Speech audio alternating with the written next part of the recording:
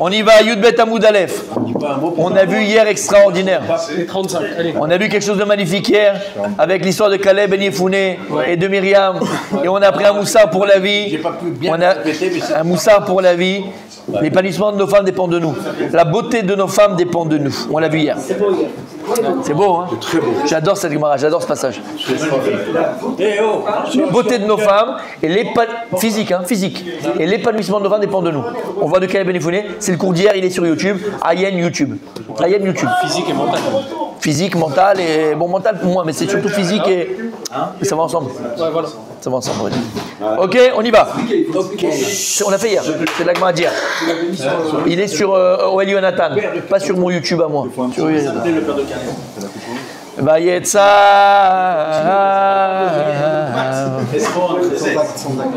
Vayetza Paro lechol amo. Il y a écrit dans le verset. Paro, il a ordonné à tout son peuple, il a dit que la ben aïlou d'ayorat asherou koechol abat echayoun. Et tous les garçons vous les jetterez dans le Nil, et les filles vous laisserez vivre. Amar Rabbi Yossi Berabi Hanina. Il a dit Rabbi Yossi Berabi Hanina, Af alamo Gaza. Vous savez quoi? Il va être ça, Pharaon et Lamo. Même aux Égyptiens, il a ordonné de jeter les garçons dans le Nil. Belama, parce que les magiciens de Pharaon, d'accord, comment on appelle ça, les astrophysiciens là, les astrologues de Paro, ils ont vu dans le ciel qu'il allait naître le Mashiach Hashem. Mais ils ne savaient pas s'il était égyptien ou s'il était d'Israël Mamash. En fait, pourquoi? Parce que il va être pris par Batia. Il a été élevé chez Paro. Donc il ne voyait pas bien dans le ciel, dans les astres, d'où il allait venir. Alors il a dit il faut décréter non seulement sur les Béné Israël, et aussi sur les Égyptiens.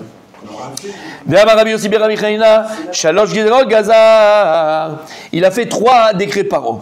Bitrila, au début là, premier décret qu'il a fait. D'abord, il a dit aux sages-femmes que si vous voyez que c'est un garçon, vous allez le tuer. Le jeter dans le Nil. Le tuer à la naissance, mort-né. Bon, et lui, il pensait que les sages-femmes allaient le faire. Il n'a pas pensé qu'ils n'allaient pas le faire. D'accord? Donc, il n'a pas vu de chomrim, il n'a pas mis de garde, de gardien. Ou de... Après, il s'est rendu compte. Ce qu'on a vu lundi. Ouais, c'est pour ça que d'ailleurs on avait expliqué, on avait fait un cours sur ça. Hein. Dans la Torah, elle n'est pas appelée ni Yocheved ni Myriam. Il l'appelait comment? Shifra et Poua. Pourquoi? Parce que le nom, il est Gorem. On sait qu'il dit Rabbi Meir Balanes, Hachem Gorem. Le nom, il a un impact sur la personne.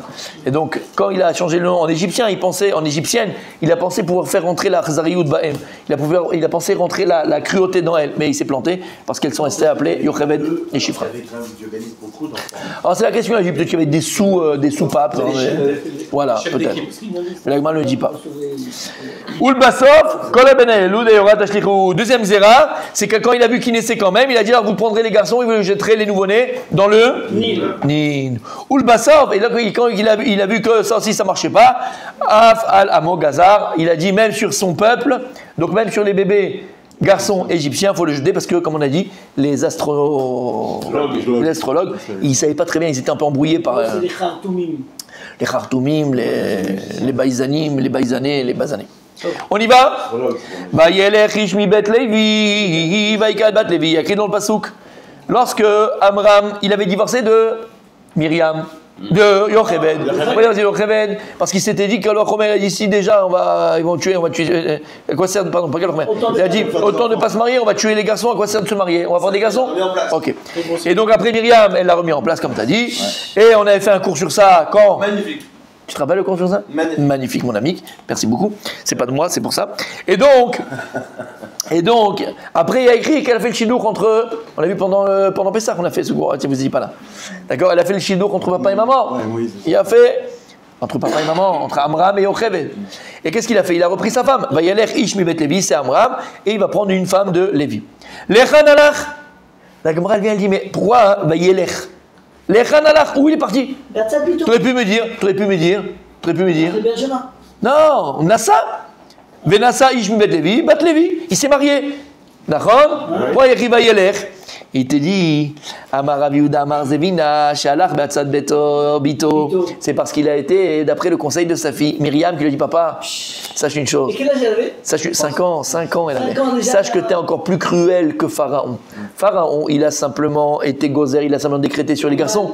Toi, tu décrètes sur les garçons et sur les filles. C'est le cours qu'on a fait, je vis chez le Pessah. Vous vous rappelez ce cours, je vis chez le Pessah? Extraordinaire. Je vis chez le Pessah, c'est un Chidouch Hatso. Michel Loaya. Mishaya, ou Gam Loaya. Physiquement, il était là. On avait posé la question pendant le cours de Juif Shel Pessah. Pourquoi est-ce que dans Adiashir Moshe, la Shira, Beshalach, on a Adiashir Moshe, d'accord? On a Adiashir Moshe, on Israël, Tashira Azot, Lachem. Et à la fin d'Adiashir Moshe, qu'est-ce qu'il va dire? Miriam Anivia. Écrit, elle a pris Miriam Anivia, c'est le seul endroit dans la Torah où on te dit que la personne est les prophétesses. Il n'y a pas écrit Moshe Anavi. Nulle part. C'est vrai ou c'est pas vrai? Seul endroit écrit prophétesse, c'est ici. Non, samedi, c'est l'après-midi, samedi après-midi. Et il lui a dit, Vatikar Miriam Anivia, d'accord? Elle savait, alors elle a pris avec elle, d'accord? Elle a pris avec elle les Toupim Mcholot, d'accord? Toupim Mcholot, Vatatsena Kol Anashim Achareh. Toutes les femmes, elles sont sorties après elle. Et qu'est-ce que Ashiro Lachem, elles ont elles ont refait une shira. La question, elle était jamais posée la question. Pourquoi elles ont fait une shira à part les femmes? Pourquoi elles ont fait une shira après? Makar, on t'a rien demandé. Pourquoi tu l'appelles déjà Myriam Anevia? Pourquoi on l'appelle Myriam? Qu'est-ce qu'elle a trouvé à faire ici? Et pourquoi les femmes l'ont suivi? C'était le cours, ça dure 1 heure et quelques, plus d'une heure d'ailleurs. C'était un cours extraordinaire, magnifique vraiment. Et on avait parlé de ça. Parce qu'en fait, pourquoi on l'appelle Myriam Anevia? Myriam Anevia, c'est quoi la névoie qu'elle a eue? Pourquoi on l'appelle Myriam Anevia dans la Torah par rapport à la névoie qu'elle a eue? Elle répétait quand elle était petite. Mes parents, à l'école, partout.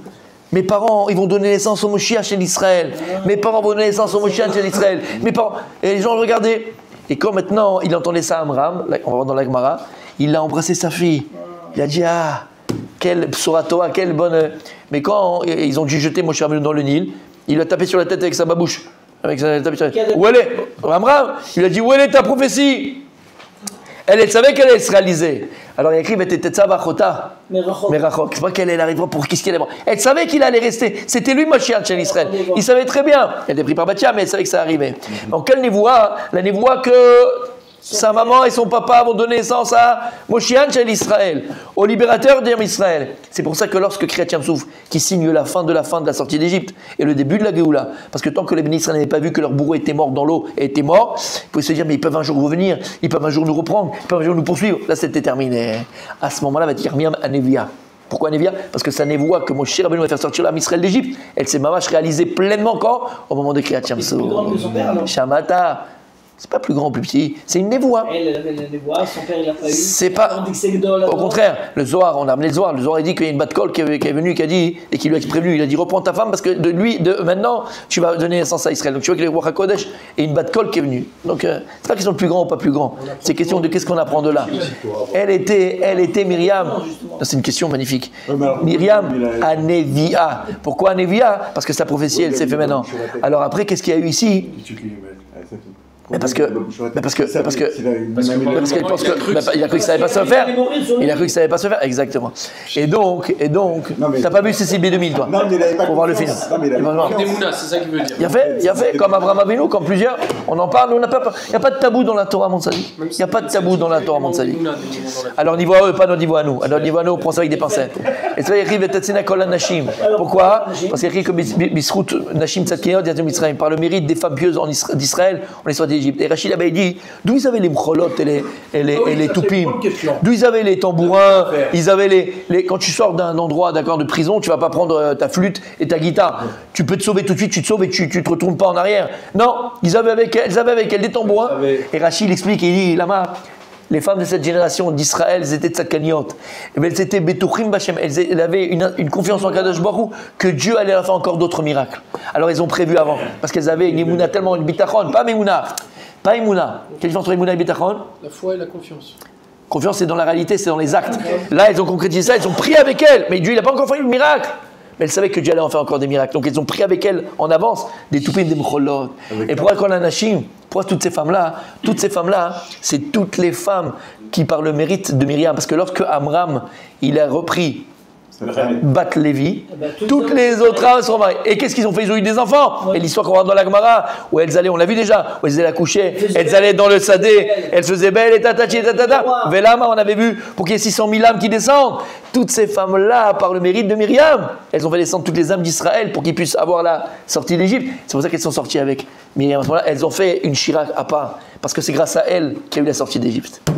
Alors c'est un cours d'1h30, mais on l'a fait en 3 tours. Comment c'est possible qu'ils étaient arrivés au stade de 49 degrés d'impureté et qu'on dit que c'était des tzadiks?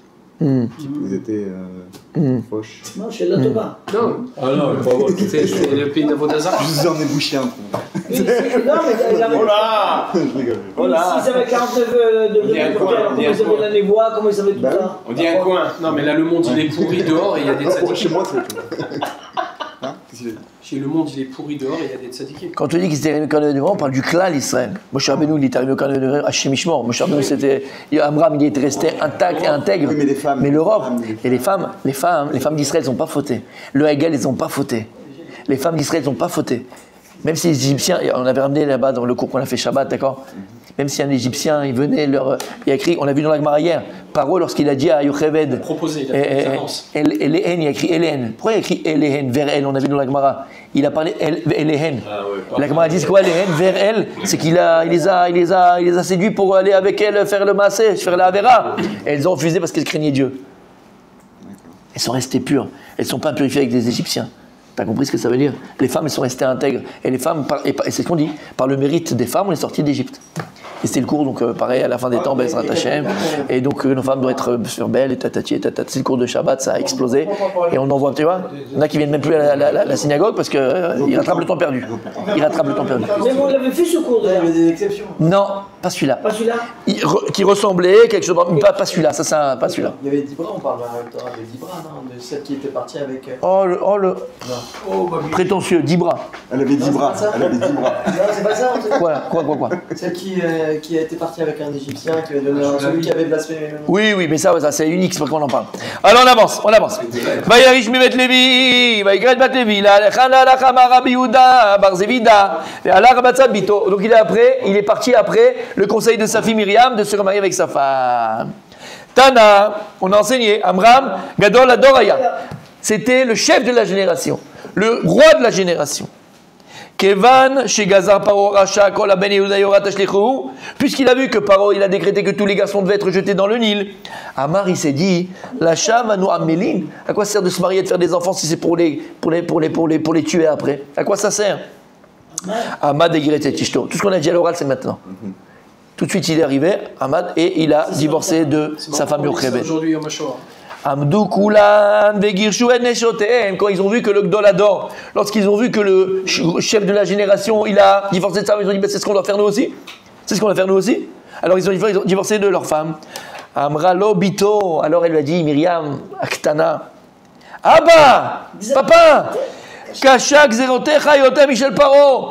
Les décrets que tu viens d'amener sur le peuple juif sont encore plus graves que celui de Pharaon. Chez Paro le Gazan, il a la Zecharim, ta Gazata l'esrim va la Nekevot. Toi, tu décrètes sur les garçons et les filles, alors que lui, il a décrété uniquement sur les garçons. Paro le Gazar est là-bas, la Mazé. Paro, il a décrété qu'ils ne viennent pas dans ce monde-là. Veata, bon la Mazé, voilà Mabba. Parce que pour avoir la Mabba, il faut passer par la Mazé. Donc, toi, tu es encore plus cruel que Paro, papa. Tu es encore plus cruel que Paro.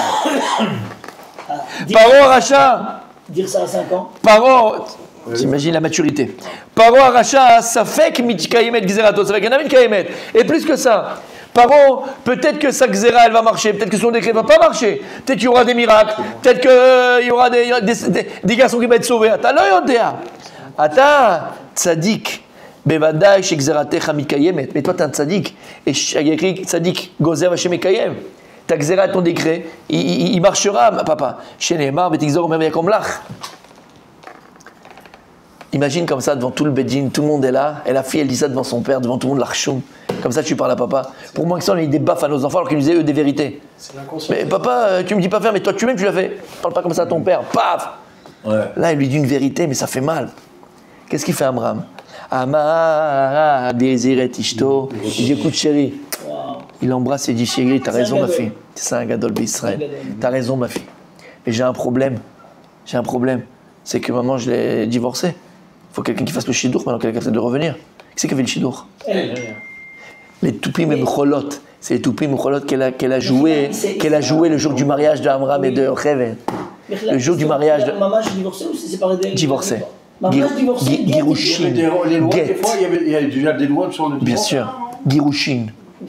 C'est la Gemara qui le dit, c'est pas moi, je viens de le lire. Hein. Alors, on va le lire. Girsho. Je l'ai lu avant, Tzadik. Avec le mec Girushin. Girsho. Giresh et Tishto, c'est pas moi. On vient de le lire. C'est séparé, genre. Giresh et Tishto. Donc il a dit à sa fille, chérie, il faut que tu ailles faire le shidour. Elle a fait le shidour. Qui va jouer des instruments de musique pour le mariage de ses parents? C'est ce qu'elle va prendre avec elle pour chérie. Il vient faire avec sa femme, il faut juste divorcer. Comment? Il peut très bien rester marié et rien faire avec sa femme. Ouais, mais S'il veut pas avoir vous voulez d'enfant. la libérer parce que tu sais pas la suite, peut-être. Tzadik. Un devoir. Tzadik, pas du tout. Déjà, mais plus que ça. On va pas faire ça, c'est un devoir. Combien de temps tu tiens, toi? Si c'est plus de 15 jours, tu tiens plus de 15 jours avec ta femme? Bah si, c'est assaut, c'est fini, t'as pas le droit. On parle de tzadikim, elle a soa.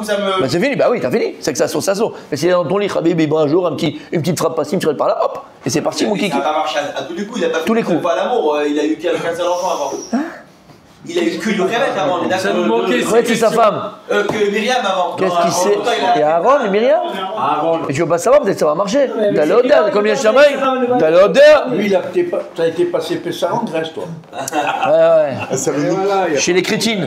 et voilà, comme on l'a dit. Aman, Virzir et Ishto. Amdoukulam, Virzir et Nefshoten. Alors tout le monde a vu ça, et tout le monde a ramené ses femmes, et s'est remis avec ses femmes. La reine, Vatikach Miyam Anivia et Tebem Rolot. Vatetsena, Kolan Nashim Acharea. C'est pour ça que dans la Shira, elles sont toutes sorties les femmes. Grâce à Myriam, il y a eu la naissance de 600 000 âmes, et c'est ça qui s'est passé à ce moment-là, où les femmes après sont parties dans les champs, et pour revenir, Donc, voilà ce qui s'est passé. La tzaddik, c'est. elle a amené la Géoula à Israël, c'est une femme. D'ailleurs, Nevia, oui. Il a fait, mais Il a fait mort. c'est bon? Allez, on continue, messieurs, c'est magnifique, hein, c'est très très beau. Et d'ailleurs, quand on parle de ça, comment? La naissance des 600 000 âmes grâce à Myriam.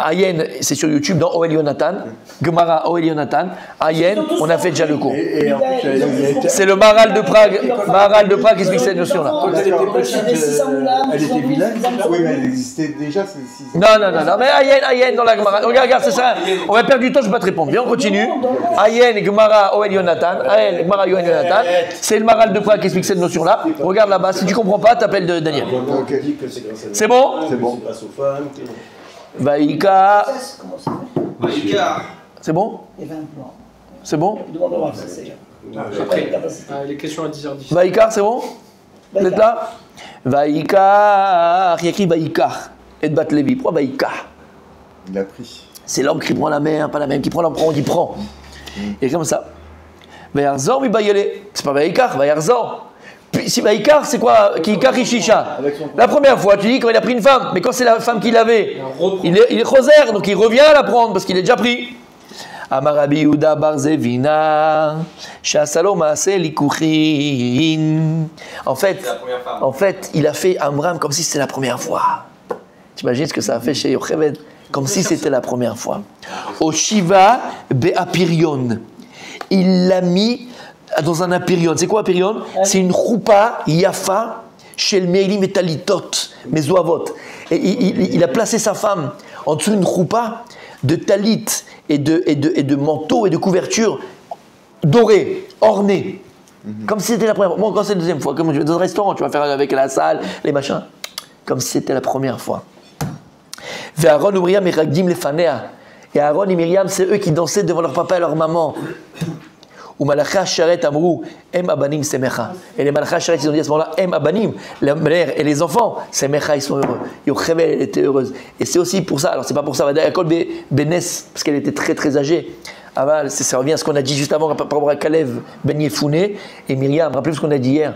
Kalev Ben Yefouné et Myriam, elle est appelée la fille de Kalev, elle est appelée la femme de Kalev. Et la Gemara nous dit, mais c'était sa fille ou c'était sa femme? Et finalement, c'était sa femme. Et pourquoi elle appelait sa fille? Comme il s'est marié avec elle, c'est comme s'il l'avait engendré. C'est comme s'il avait engendré. Et puisqu'elle était malade, et grâce à lui, elle a guéri, il l'a fait renaître. Et de là, on a appris que l'homme, c'est lui, encore une fois, qui donne l'épanouissement à sa femme, qui la rend belle, de Caleb Ben Yefouné. Là, c'est la même chose. Il aurait pu faire complètement différemment. Non, Amram, qu'est-ce qu'il a fait? Il a fait comme si c'était la première fois. On va faire ça en grand, on va faire ça en beau, on va faire ça en extraordinaire. Em abanim semecha. Les enfants et la maman, ils étaient heureux, semecha. Et vous savez, il y a un passage dans la Torah qui est beau, mais qui demande beaucoup de pincettes et de réflexion et de... Restez concentrés, messieurs, en un mot. Vous savez qu'il y a un passage dans la Torah où Hannah, qui est mariée avec Elkana, elle ne veut pas avoir d'enfant.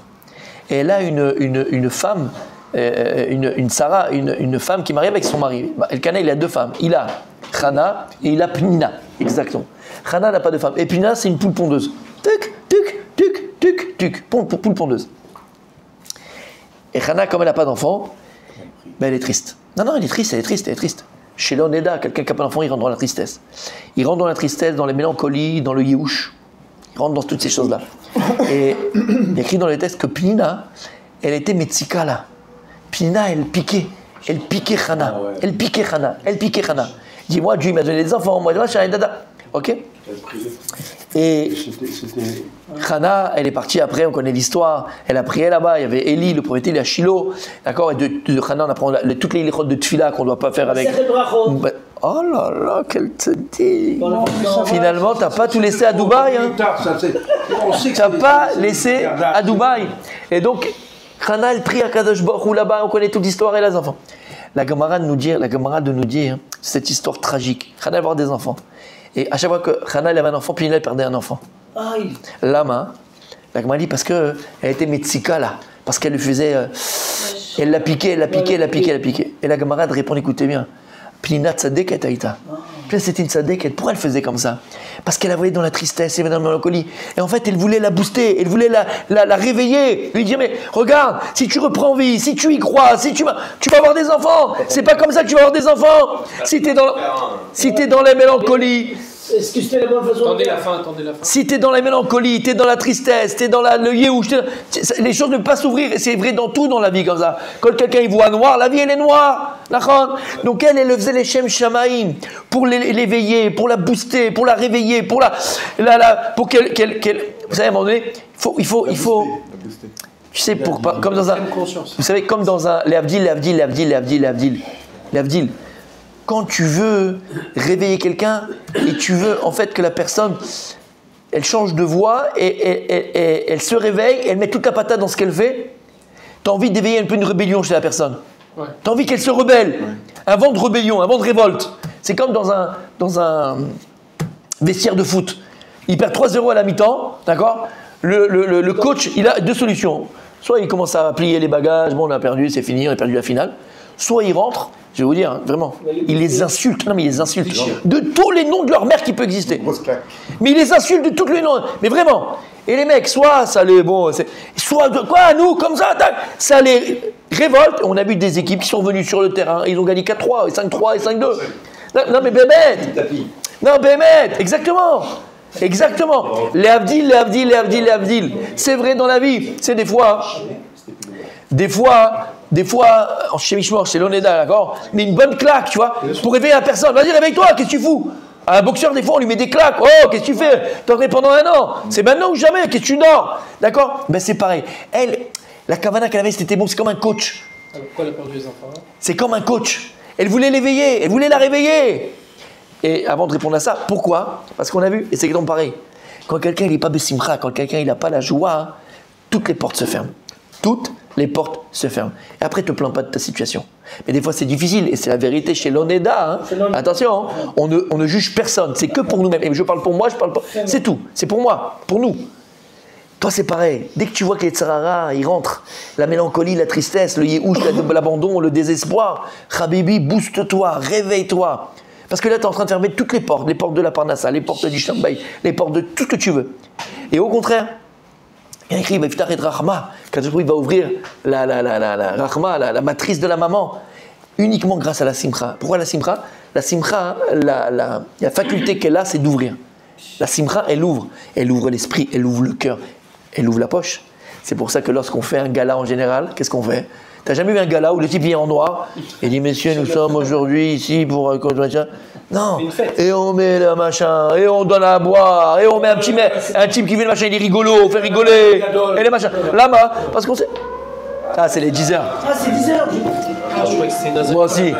Shir la ma'alot. Shir la ma'alot esainai el harim. Me'ain yavo Ezri me'im Adonai yoseh shamayim va'aretz. Aliten lamot raglecha lianum shomrecha. Hine lo yanu velo ishan shomer Israel Adonai shomrecha Adonai silecha adianim lecha shemesh. Lo yakeka ve'areach balayla Adonai shmocha mikol ra. Shmor it nafshecha Adonai shmor setecha roecha me'ata ve'adolam. Lam natza mizmor shir li michonei v'rechenu yapanu metenem sela. La dal ba'ez darkecha bechol goyim yeshuatecha. Yoducha amim Elohim yoducha mikulam.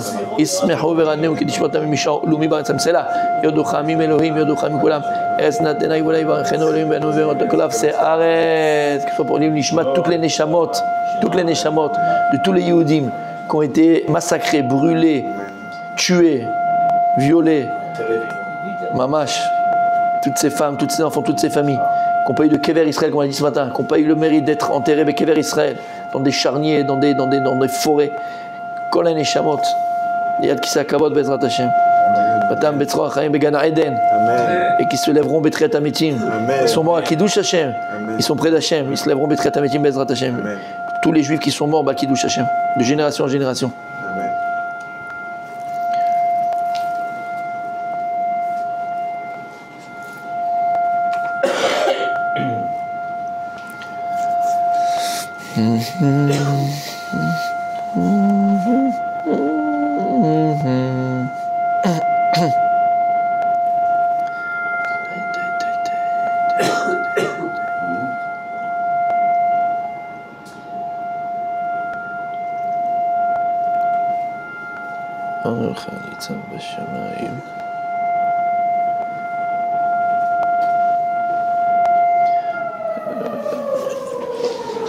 Alors pour terminer mes amis, c'est ça. S'il n'y a pas la simcha, c'est elle qui ouvre toutes les portes.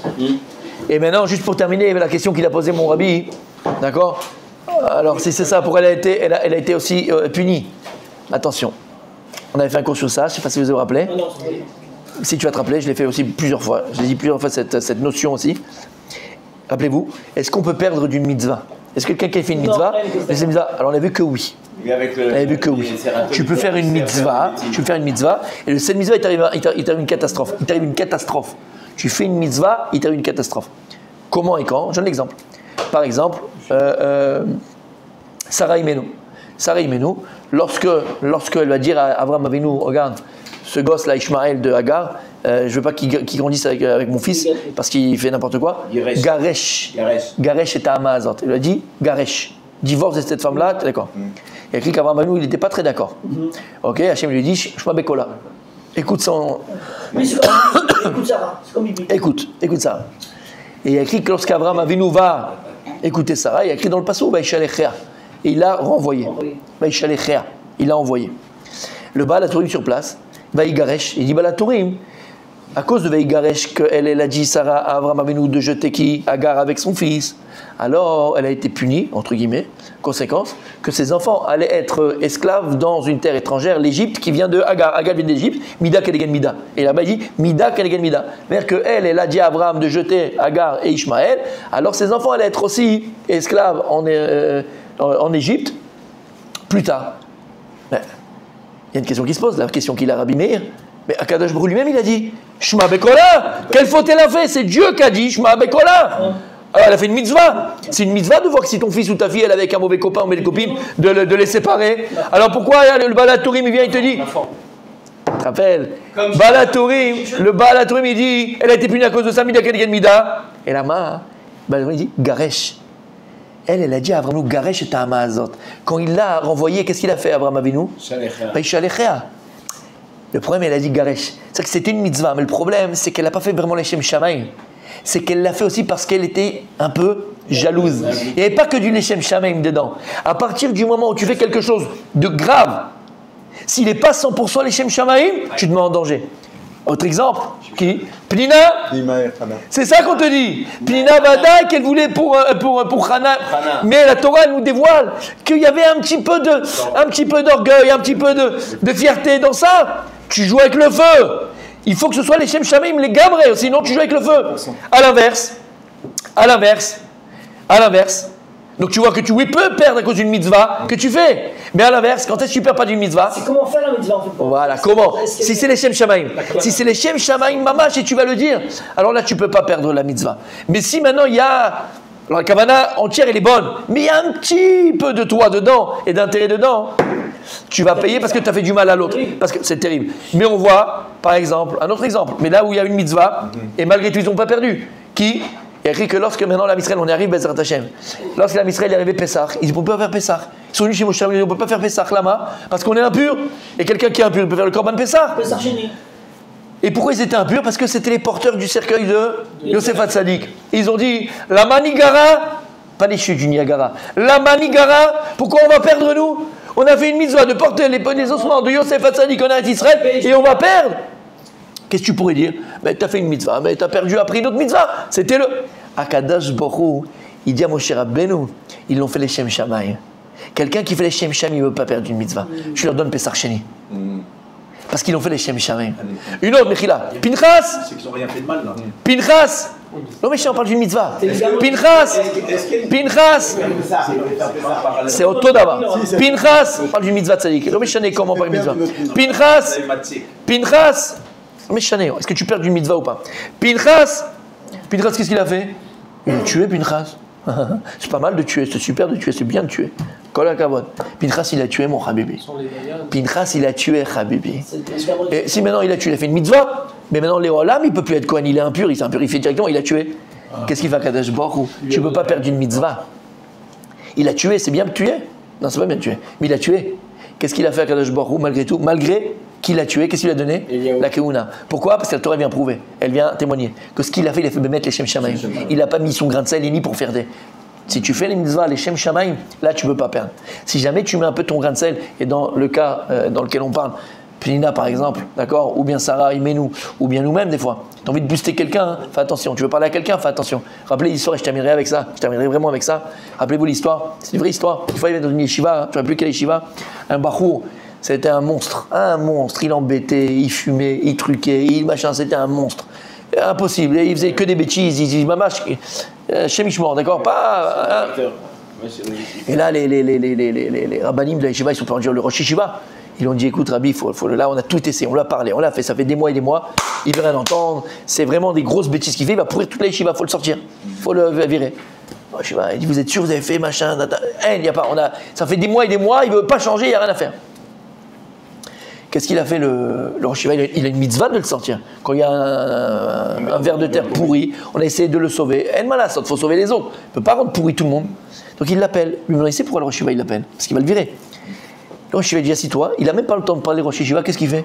Il dit ouais, mais Rav, je sais que vous allez me dire, vous m'avez jamais aimé, vous me détestez. De toute façon, vous me truquez. Et tata, il le machin. Le Rosh Yeshiva n'a pas eu le temps de parler. Il dit bon, vous voulez me dire quelque chose maintenant? Le Rosh Yeshiva il a dit non, c'est bon, tu peux partir, c'est bon. Alors tous les rabbinim ils attendent, alors ça y est, il prend la valise, il le voit, non, il n'est pas viré, il est là, il le voit. Il dit mais Rabbi, qu'est-ce qui s'est passé? On t'a dit il faut le virer, tu le vires pas? Il a dit il est chacham, il est très chacham. J'ai pas eu le temps de lui parler qu'il est rentré. Et il a commencé à me dire oui, et à me parler mal, il a manqué de respect, il a manqué de respect, il m'a parlé très mal. Il m'a dit vous me détestez, vous m'avez pas aimé, vous m'aimez pas, de toute façon vous êtes comme ça. Et maintenant, je ne savais plus pourquoi j'allais le virer. Est-ce que j'allais le virer parce que je me vengeais de ce qu'il m'a dit, ou bien j'allais le virer parce qu'il méritait d'être viré? Et comme j'avais peur de ne pas vraiment le virer, de mettre mon orgueil et ma gava pour le virer, je ne peux pas le virer maintenant. T'as compris? T'as compris ce que ça veut dire? Nous, on n'est pas comme ça. Nous. Il était fort, ouais.